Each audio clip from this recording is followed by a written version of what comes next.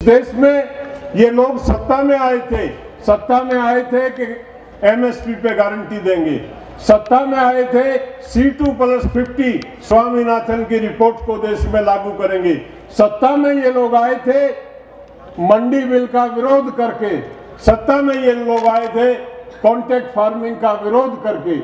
जिन बातों का इन्होंने विरोध किया था, जिन बातों की इन्होंने गारंटी दी थी, तमाम बातों से मुकर गए, तमाम बातों को नकार दिया इन लोगों ने। आज केवल और केवल मात्र आदमी को दबाना चाहते हैं।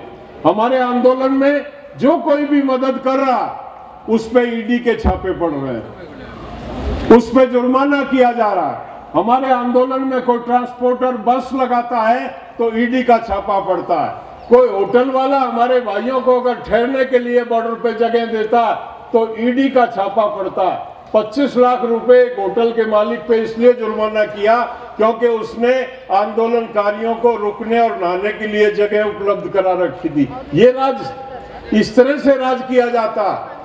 उसके दोषी हम और आप हैं। कहीं ना कहीं हमने एक ऐसी पार्टी को दिल्ली के लिए चुना है जो राज करने के काबिल ही नहीं है, जो प्रजातंत्र में विश्वास ही नहीं रखती है, जिसके पास देश के विकास का कोई एजेंडा नहीं है। केवल और केवल कम्युनल एजेंडे के कंधे पे चढ़ के वो इस देश में राज कर रही है। कम्युनल एजेंडे के ऊपर पूरे देश को गुमराह किया। धर्म इस देश की कमजोरी रहा, सदियों गुलाम रहे हम इस धर्म की वजह से, और आज एक पार्टी ने इस पूरे देश को दोबारा से उस धर्म की आड़ में गुलाम बनाया। क्या एजेंडा इनका? एकमात्र एजेंडा, अयोध्या में राम मंदिर बनाएंगे। मंदिर तो पहले भी बहुत है, मंदिर बनाए कोई धार्मिक संस्था, हमको एतराज नहीं है, लेकिन ये राजनीतिक दलों के एजेंडे नहीं होते हैं। राजनीतिक दलों का एजेंडा होता है देश का विकास, आम आदमी का विकास, गरीब का विकास, नौजवान को रोजगार, वो इनके एजेंडे में नहीं है। ये हमेशा जब भी चुनाव आता है देश को धर्म से जोड़ते हैं, इससे घटियापन कोई हो नहीं सकता। इन्होंने इस तरह से इस देश का वातावरण बना दिया है जैसे राम का ठेका बीजेपी को मिल गया।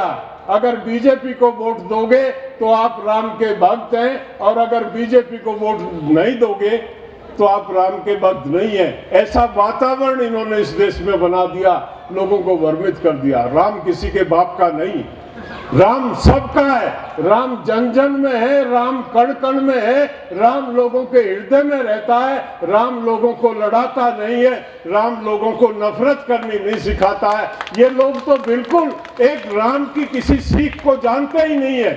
किसान का, मजदूर का राम उसके फावड़े में होता है, उसके खेत में होता है, उसकी मजदूरी में होता है। राम सुबह से शाम तक उसके साथ होता है, उसको कहीं राम को ढूंढने की जरूरत नहीं होती।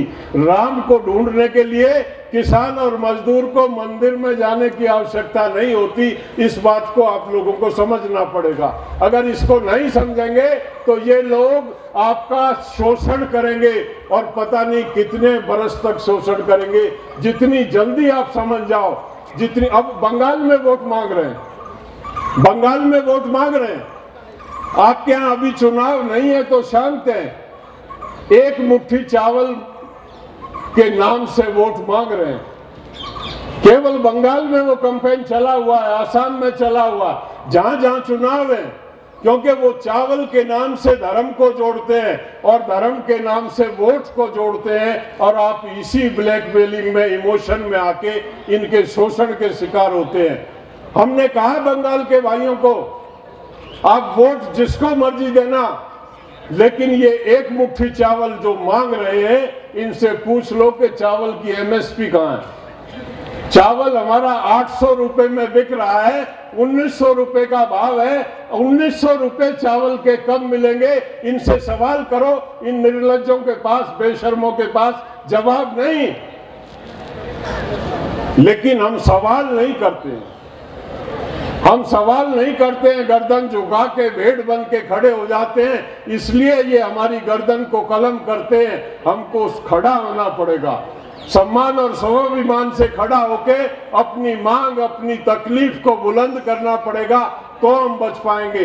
हम कर्नाटक के लोगों से आह्वान करने आए, हमारा आने का यह मकसद है। लड़ाई लंबी चलेगी, बड़ी लड़ाई है। पहले 3 बिलों को लेकर शुरू की थी, अब 3 बिल नहीं है। अब तो गरीब आदमी को शोषण से मुक्त कराना है। अब तो हर देश के उस आदमी की लड़ाई है जो पीड़ित है, जिसका उत्पीड़न इस सरकार के माध्यम से किया जा रहा है। चाहे वो किसान है, मजदूर है, कर्मचारी है, व्यापारी है, तमाम वर्गों की लड़ाई ये संयुक्त किसान मोर्चा लड़ रहा है। आपसे ये निवेदन करने आए। बहुत से लोग यहाँ पे ऐसे मुझे मिले जो वहां दिल्ली गए हैं, जिन्होंने दिल्ली का आंदोलन देखा। दिल्ली आपसे बहुत दूर, दिल्ली का आना जाना आपको बहुत महंगा पड़ता है, बहुत दूर पड़ती है। लेकिन कर्नाटक के लोगों को बेंगलोर दूर नहीं है।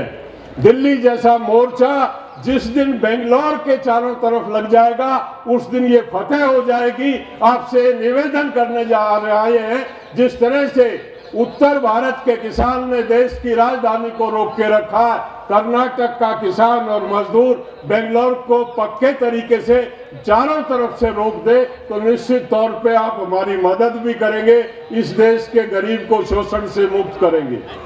ये एक दिन के धरने प्रदर्शन और भाषण दे के चले जाने से लड़ाई जीती नहीं जाएगी। परमानेंट मोर्चा इस बेंगलोर में लगाना पड़ेगा कर्नाटक के लोगों को। जब तक वो परमानेंट मोर्चा नहीं लगेगा, तब तक वो लड़ाई फतेह नहीं होगी। मैं कर्नाटक से बहुत दिन से मैं जुड़ा हूं। प्रोफेसर स्वामी के नेतृत्व में, प्रोफेसर नंजुंदा स्वामी के नेतृत्व में हमने बड़ी बड़ी लड़ाइयां लड़ी। मैंने ये बेंगलोर देखा है जब एक ही उनकी आवाज पे लाखों लोग इकट्ठा हो जाते थे। मैंने वो दौर देखा है, मैंने इस जगह को देखा है। प्रोफेसर ने जब खेत की चिकन पे किसानों को ले जाके उसके शोरूम को डिस्ट्रॉय किया था, तो यहीं इसी जेल में प्रोफेसर आके बंद हुए थे। मैं इस जगह को नमन करता हूँ। ये वो पवित्र जगह है जहाँ शोषण के खिलाफ एक बहादुर व्यक्ति ने आवाज उठाई थी। आज यहीं से एक आवाज कर्नाटक के लोग दें, कर्नाटक के लोग खड़े हों कि हम बेंगलोर में एक पक्का मोर्चा लगाएंगे। हिंदुस्तान की सरकार को बेंगलोर से हम ये संदेश देंगे कि दक्षिण भारत का किसान, कर्नाटक का किसान दिल्ली के किसानों के साथ है। तो निश्चित तौर पे इस लड़ाई में आप लोगों की विजय होगी। आपने मुझे सुना, मैं आपका आभारी हूँ। धन्यवाद। जय किसान।